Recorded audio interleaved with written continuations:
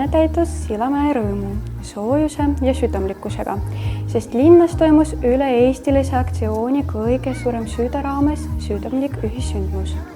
Erilise päeva tähistamise andis oma panuse ka Sillamäe lasteaed Päikseke, kus toimus lastele pühendatud sündmus kõige suurem lasteaia Päikseke süda.